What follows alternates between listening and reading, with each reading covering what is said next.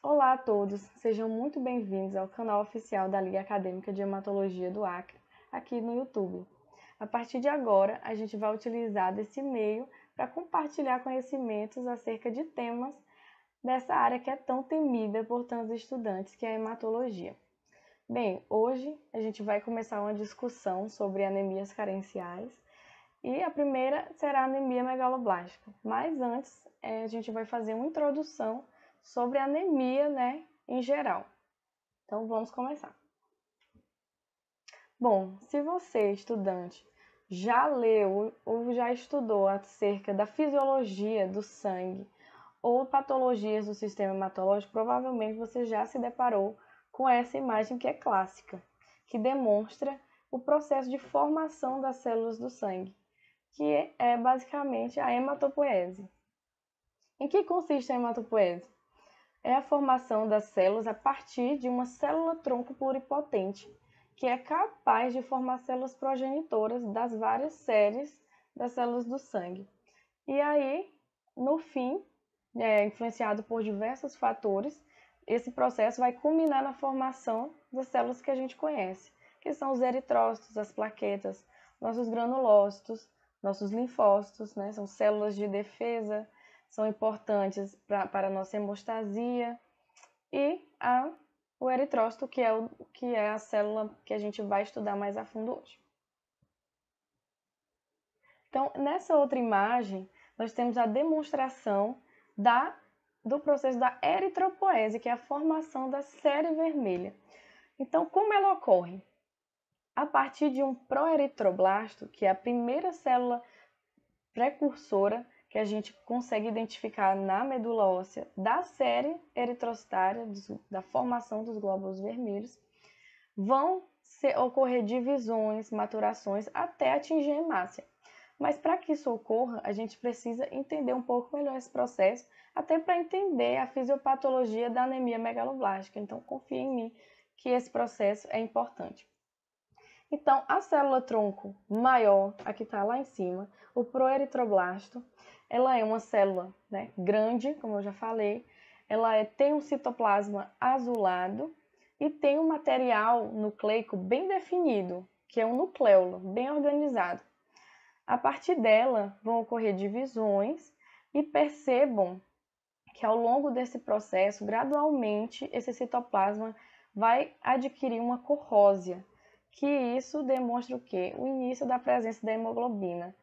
Ao passo que a hemoglobina começa a existir nessa célula, o citoplasma vai adquirindo essa cor rósea. Ao passo que também a célula vai perdendo o material nucleico.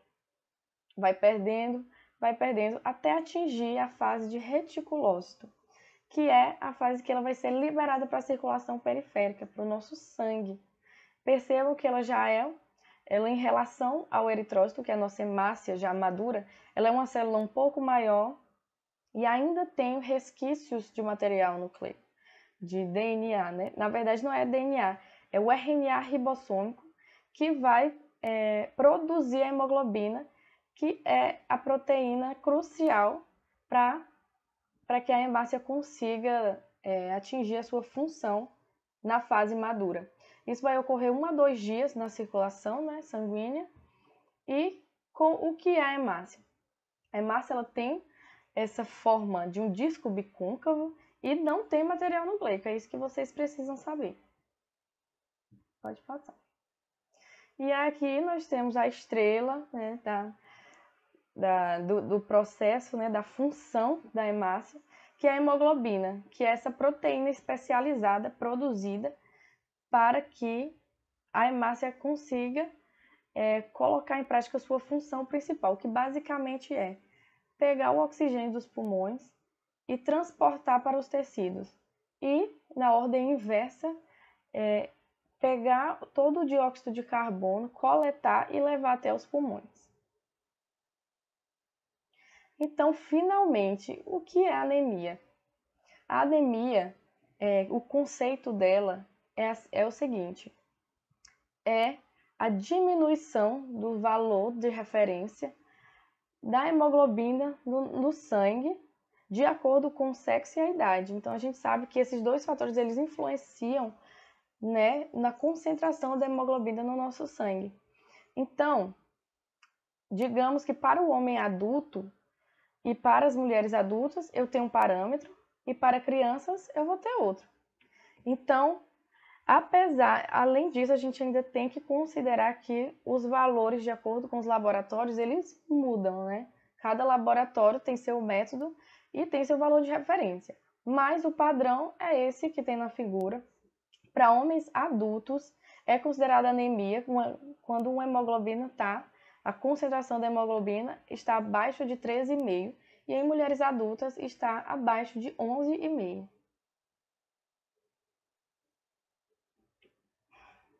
Além disso, a partir de valores hematimétricos, que são o quê? Do tamanho da hemácia, eu consigo classificar uma anemia. Então, o volume normal, que é o VCM, que é o volume corpuscular médio, ele mede de 80 a 95 fentolitros, que é a medida utilizada. Então, uma anemia normocítica é aquela que tem uma hemácia normal, de tamanho normal. Já uma anemia microcítica, ela vai ter um tamanho abaixo de 80 e uma macrocítica vai ter um tamanho acima de 95, que é a anemia que a gente vai estudar hoje, que está aí como exemplo, anemia megaloblástica por deficiência de vitamina B12 e folato. Então tá, agora adentrando na anemia megaloblástica. O que ocorre? A anemia megaloblástica ela recebe esse nome pela anormalidade característica das hemácias. Elas não vão ter aquela característica que eu mencionei anteriormente. Elas vão, por conta da deficiência de vitamina B12 ou de folato, elas vão adquirir uma conformação estranha, vão adquirir vão ficar maiores e vão ter um atraso na maturação do núcleo em relação à do citoplasma. Então, vai ter material nucleico nessas células precursoras e uma célula grande. Então, a gente sabe que esse não é o esperado para as hemácias. Isso ocorre por quê? Por causa de um bloqueio na síntese do DNA. Vai ter um defeito e isso a gente vai entender melhor posteriormente. Então, entendendo melhor acerca desses dois nutrientes que, caso estejam escassos, vão desencadear anemia megaloblástica. Em relação à vitamina B12, ou cianocobalamina, a principal fonte dela é a proteína animal, então eu vou adquirir a partir das carnes. A oferta na dieta normal é de 5 a 15 microgramas por dia e a nossa necessidade diária é apenas de 2 microgramas por dia. E a nossa capacidade de estoque é de 2 a 5 miligramas por dia, ou seja, 1000 vezes microgramas. Então, nós temos uma ótima capacidade de estoque. Já o ácido fólico, ou folato, tem como fonte os vegetais verdes e as frutas cítricas, na forma de poliglutamato, que depois, para ativar ela, precisa mudar dessa forma, mas a gente vai conversar melhor depois. E a oferta na dieta normal é 300 microgramas por dia. Só que, durante o processo do alimento, quando a gente digere, já vai reduzir a oferta diária para 50 a 100 microgramas por dia. Então, a gente já perde muito. Além disso, nossa capacidade de estoque é baixa. Então, já vai ser mais fácil adquirir uma anemia megaloblástica por falta de folato do que pela B12, que a gente consegue ter uma boa. Então, agora a gente vai compreender um pouco melhor como é essa absorção da vitamina B12 e também do folato, para que a gente possa compreender principalmente o mecanismo da B12, porque como eu falei, a gente tem um ótimo estoque. Então, o que precisa acontecer? Precisa acontecer um problema nesse processo de absorção, para que eu consiga atingir uma deficiência de B12. Então, a vitamina B12 ela vem junto com as proteínas da alimentação e para que ela consiga ser absorvida, ela precisa se ligar ao fator intrínseco, que é uma glicoproteína produzida pela célula parietal gástrica. Então, a partir da ligação ao fator intrínseco, junto com outros receptores lá da membrana, lá no ilho, ela vai ser absorvida. Já o folato ele vai ser absorvido nas outras partes lá do nosso intestino, que vai ser no duodeno e no jejum. Então, quais são as causas da anemia megaloblástica? Primeiro, quais são as causas de deficiência de B12? Bom, uma causa clássica, que a gente sabe que quem é vegano, ele precisa suplementar a vitamina B12, porque a nossa principal fonte é a proteína animal. Além disso, as causas são a da má absorção. Como a gente conversou, a absorção ela é complexa, depende de alguns fatores ali. E, por exemplo, uma anemia perniciosa, uma síndrome da alça intestinal estagnante, diverticulose, ressecção ileal, várias causas do sistema gastrointestinal, várias patologias, elas podem desencadear uma deficiência da vitamina B12. Uma que vocês precisam gravar é a anemia perniciosa, onde ocorre uma doença autoimune que vai agredir a mucosa gástrica e com isso não vai conseguir produzir o fator intrínseco, que é crucial para a absorção da vitamina B12. Já as causas da deficiência de folato incluem a idade avançada, pobreza, né? Precisa ter uma alimentação ali mais precisa ter uma atenção especial à alimentação, porque não é tão fácil, né, de você adquirir. A má absorção também é uma causa, né? Esporo tropical, enteropatia induzida por glúten. Além disso, a gente sabe que a mulher grávida, ela precisa suplementar ácido fólico, porque vai ter uma grande utilização, tanto na gravidez quanto na lactação. E, além disso, em anemias hemolíticas, em cânceres e doenças inflamatórias também, como a doença de Crohn, tuberculose, artrite reumatoide, pode ocorrer a deficiência de folato, além de medicamentos que podem desencadear também. Agora, a gente vai compreender a base bioquímica dessa anemia megaloblástica que vai ser causada pela falta de vitamina B12 e folato.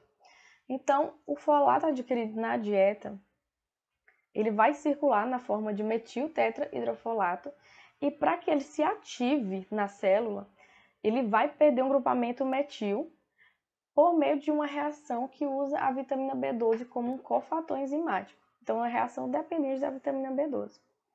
Além disso, ele vai pegar esse grupamento metil, vai transferir para a homocisteína, que vai gerar como resultante um dos precursores do DNA, que vai gerar precursor da base nitrogenada que constitui o DNA. Então, a partir disso, vai ter um bloqueio da divisão celular, porque eu não estou produzindo DNA, não estou tendo substrato, as bases nitrogenadas, para conseguir produzir o DNA lá no final. Então, com isso, eu vou ter o bloqueio dessa reação e vou ter um acúmulo de um metabólito tóxico, que é a homocisteína. E, além disso, eu vou bloquear as reações de metilação do DNA. Além da anemia megaloblástica, do bloqueio das divisões celulares, eu ainda vou ter um aumento do risco de neoplasias. A homocisteína, ela é tóxica porque ela é lesiva ao endotélio e é um dos fatores que pode gerar o aumento no risco da aterosclerose, além de ocasionar anemia megaloblástica. E por que recebe esse nome? Porque essa condição, ela vai gerar uma assincronia na maturação daquele núcleo que eu expliquei anteriormente. Então, eu vou ter um núcleo imaturo, enquanto o citoplasma está ok, pronto para divisão, mas ela não ocorre. A hemácia, ela é uma célula que precisa se dividir, a sobrevida dela é de 120 dias. Então, ela é uma célula que sofre muito com esse bloqueio de divisão. Primeiramente, obrigado, Natane. E dando continuidade à apresentação, como que é possível fazer o diagnóstico da anemia megaloblástica? Primeiramente, o diagnóstico pode ser feito numa associação tanto em quesitos clínicos observados no paciente, como exames laboratoriais.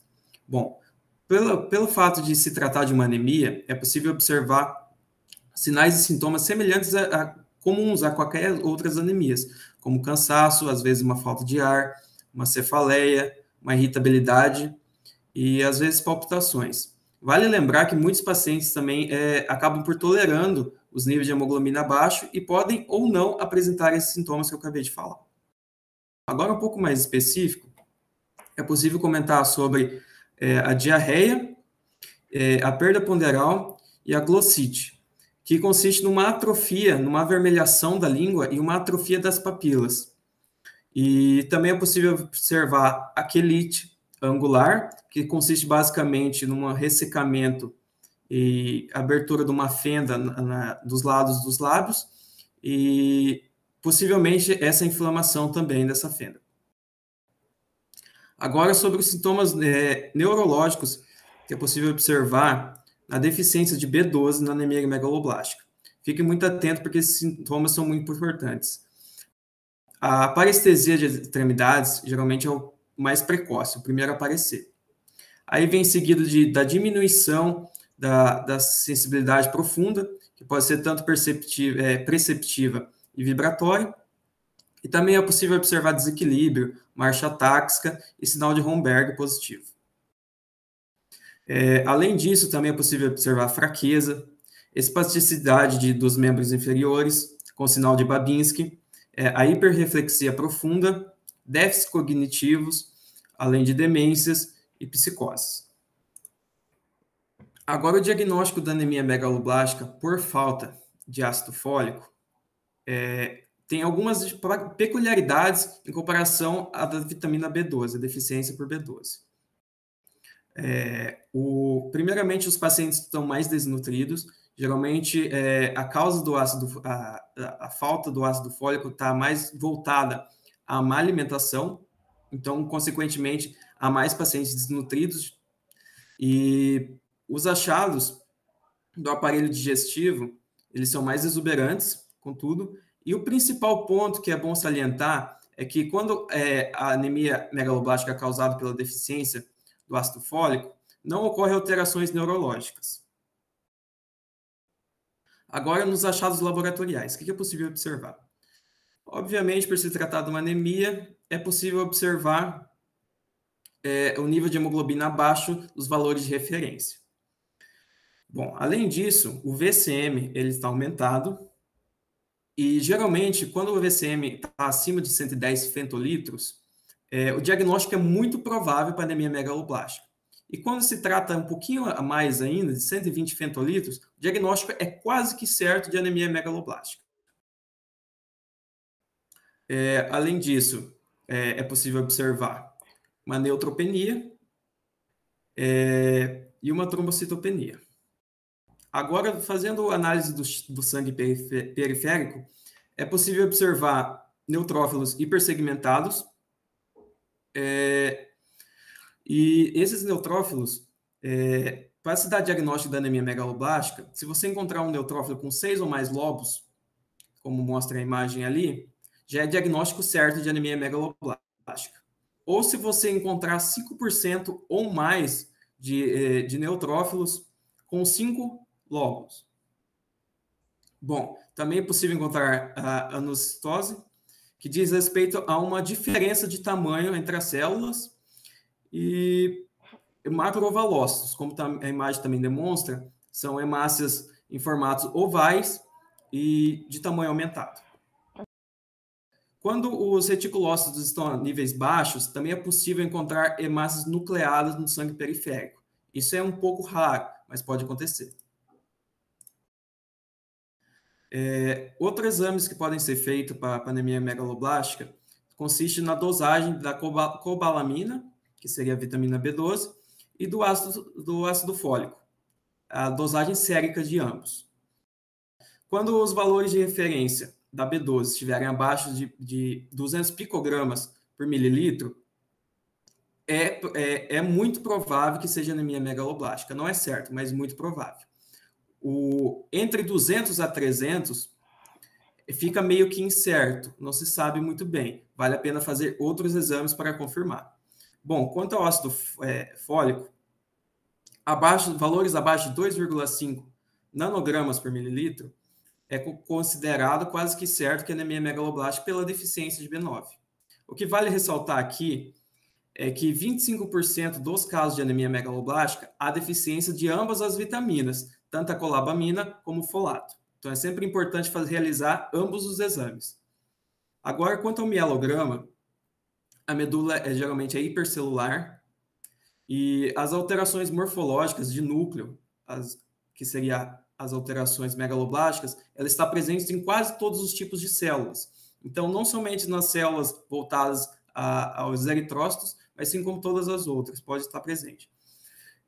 Então, os eritroblastos geralmente eles estão aumentados de volume, como demonstra a imagem. E, dando continuidade, como que se faz o tratamento da anemia megaloblástica? Vocês basicamente repor as vitaminas que estão faltando no organismo. A deficiência de cobalamina geralmente é feita por via parenteral, porque a deficiência dela geralmente está voltada à má absorção, e essa reposição ela pode ser feita com duas substâncias, a hidroxicobalamina e a cianocobalamina. E o esquema mais comum de tratamento da anemia megaloblástica pela deficiência de B12 se consiste no seguinte: você vai dar 1.000 unidades intramuscular uma vez por dia durante uma semana ao paciente. Depois dessa uma semana, você vai fazer essa mesma dose uma vez na semana durante 4 semanas. E passando isso, você vai fazer uma vez ao mês durante toda a vida do paciente. Como que se faz para tratar anemia megaloblástica por deficiência do folato? O ácido fólico está disponível geralmente entre 1 a 5 miligramas e o tratamento pode ser feito por via oral. Tá, mas por quanto tempo? Geralmente se faz até o grau de... Depende muito do grau de dependência do paciente perante ao folato. Então, se faz o acompanhamento e quando os níveis estiverem normais, se faz o corte do tratamento. Vale ressaltar que é muito importante o paciente ter uma revisão de sua dieta, que muitas vezes essa deficiência está por conta da pobreza da dieta do paciente perante ao ácido fólico. Então, vale a pena, às vezes, recomendar ao paciente a comer mais folhas verdes e outros alimentos ricos em ácido fólico. Tá, mas quando o ácido fólico, a deficiência do ácido fólico é de má absorção, o que se pode fazer? Se faz por via parenteral? Não, isso geralmente é raro.